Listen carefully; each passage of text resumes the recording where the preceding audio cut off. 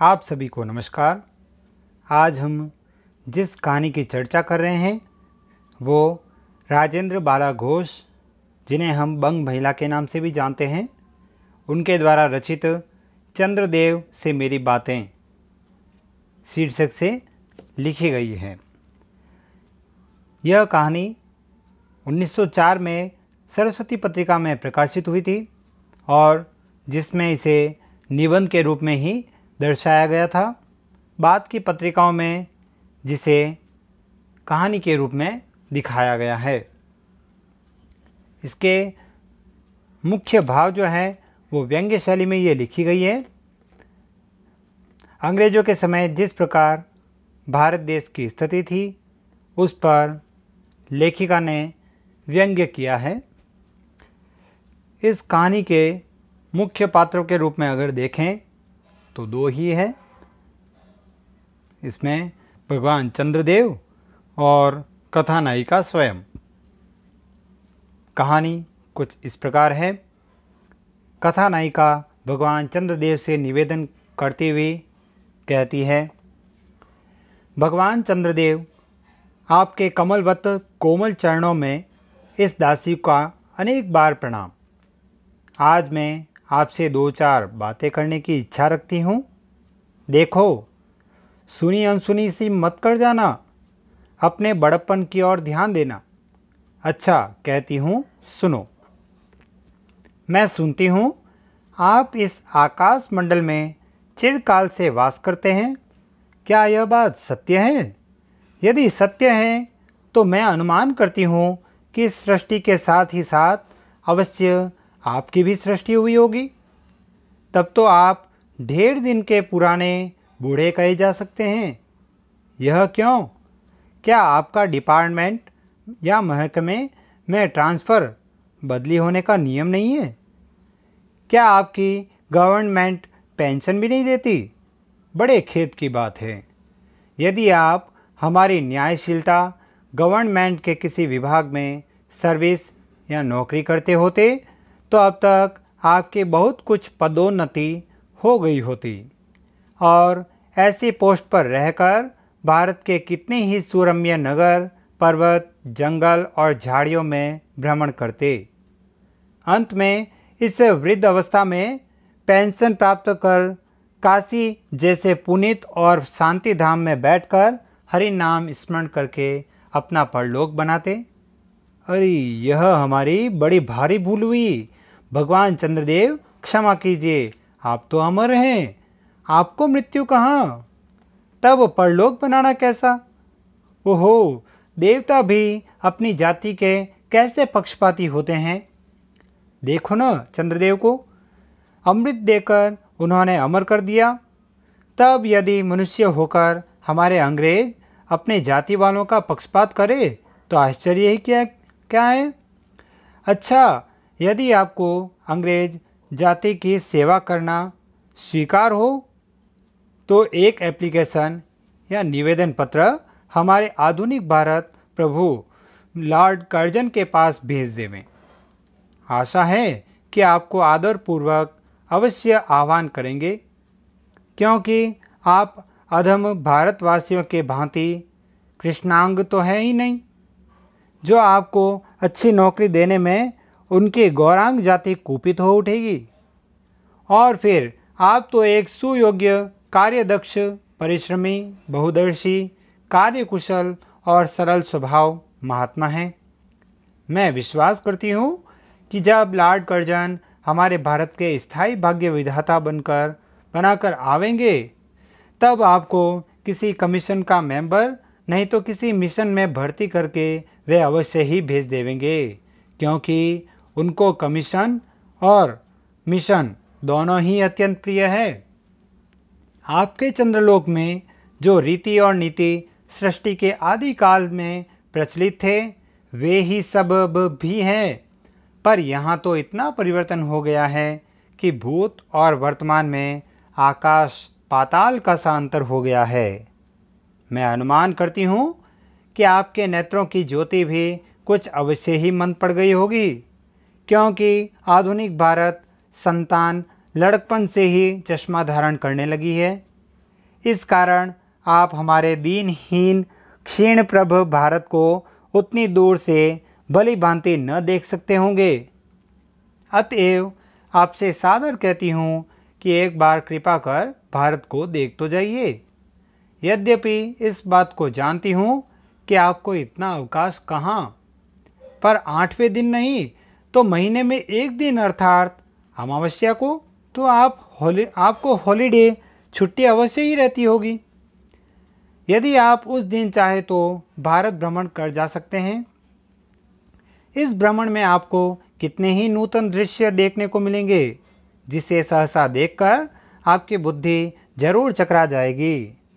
यदि आपसे सारे हिंदुस्तान का भ्रमण शीघ्रता के कारण न हो सके तो केवल राजधानी कलकत्ता को देख लेना तो अवश्य ही उचित है। वहाँ के कल कारखानों को देखकर आपको यह अवश्य ही कहना पड़ेगा कि यहाँ के कारीगर तो विश्वकर्मा के भी लड़क दादा निकले। यही क्यों, आपकी प्रिय सहयोगिनी दामिनो जो मेघों पर आरोहण करके आनंद से अठखेलियाँ किया करती हैं, वह बेचारी भी यहाँ मनुष्य के हाथों का खिलौना हो रही है। भगवान निशानाथ, जिस समय आप अपनी निर्मल चंद्रिका को बटोर मेघमाला अथवा पर्वतों की ओर से सिंधु के गोद में जा सकते हैं, उस समय यही नीरदवासिनी विश्वमोहिनी सौदामिनी अपनी उज्जवल मूर्ति से आलोक प्रदान कर रात को दिन बना देती है। आपके देवलोक में जितने देवता हैं उनके वाहन भी उतने हैं, किसी का गज, किसी का हंस, किसी का बैल, किसी का चूहा इत्यादि। पर यहाँ तो सारा बोझ आपकी चपला और अग्निदेव के माथे मढ़ा गया है। क्या ब्राह्मण, क्या क्षत्रिय, क्या वैश्य, क्या शूद्र, क्या चांडाल, सभी के रथों का वाहन वही हो रही है। हमारे श्वेतांग महाप्रभु गण को जहाँ पर कुछ कठिनाई का सामना आ पड़ा, झट उन्होंने इलेक्ट्रिसिटी बिजली को ला पटका। बस कठिन से कठिन कार्य सहज में संपादन कर लेते हैं। और हमारे यहाँ के उच्च शिक्षा प्राप्त युवक काठ के पुतलों की भांति मुंह ताकते रह जाते हैं। जिस व्योमवासिनी विद्युत देवी को स्पर्श तक करने का किसी व्यक्ति का साहस नहीं हो सकता, वही आज पराये घर में आश्रिता नारियों की भांति ऐसे दबाव में पड़ी है कि वह चूं तक नहीं कर सकती। क्या करे? बेचारी के भाग्य में विधाता ने दासी व्रति ही लिखा था। हरिपदोद्भवा त्रैलोक्य पाविनी सुरसरी के भी खोटे दिन आए हैं।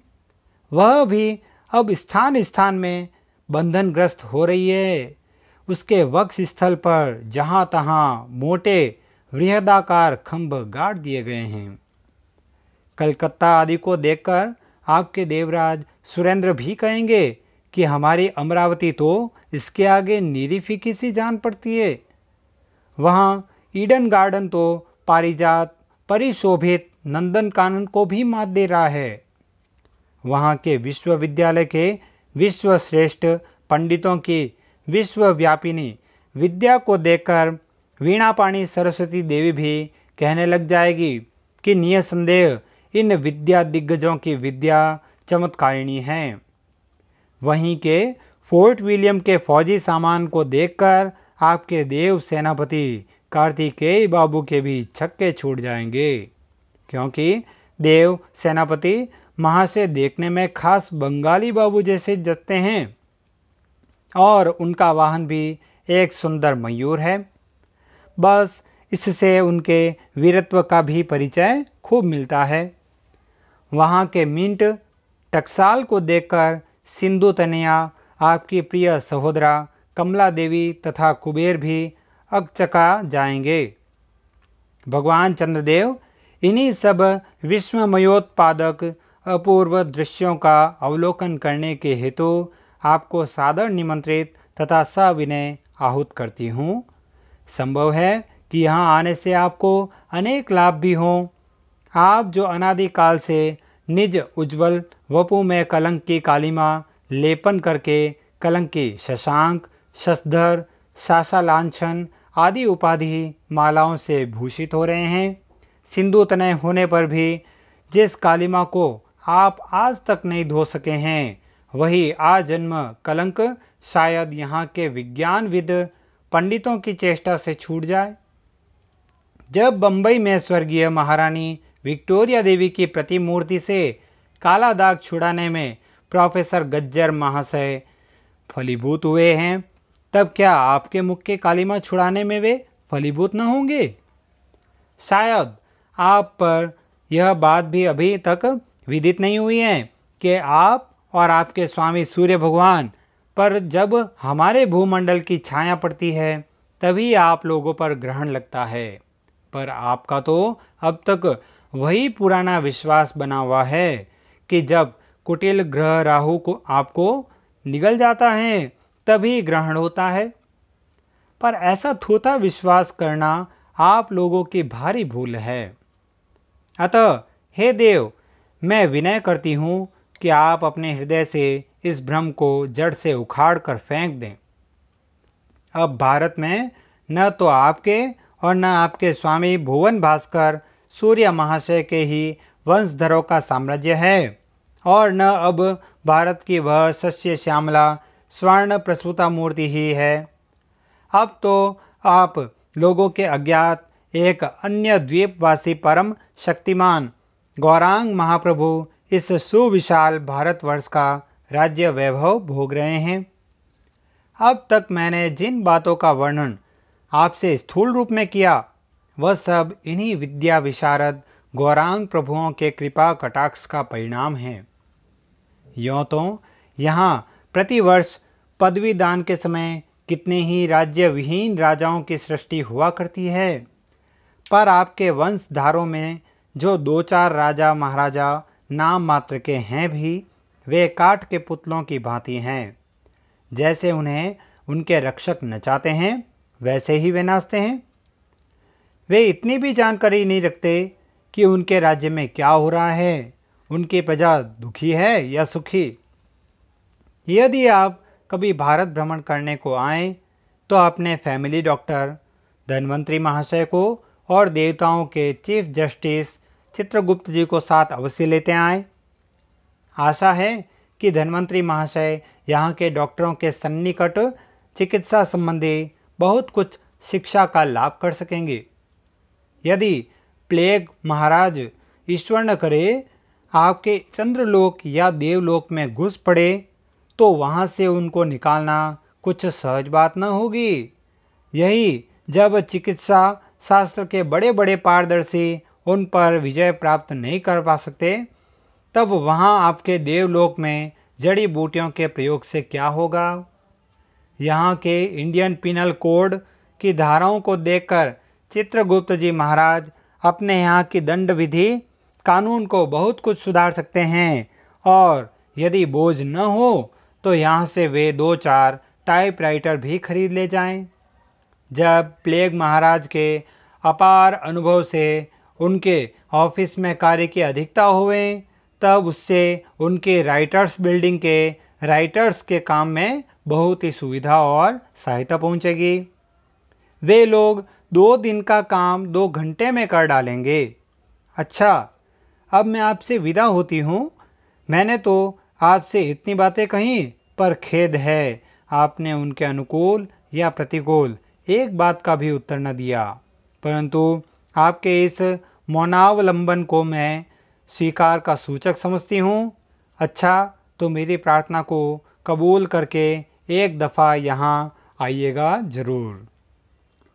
यहीं इस कहानी का अंत होता है। धन्यवाद।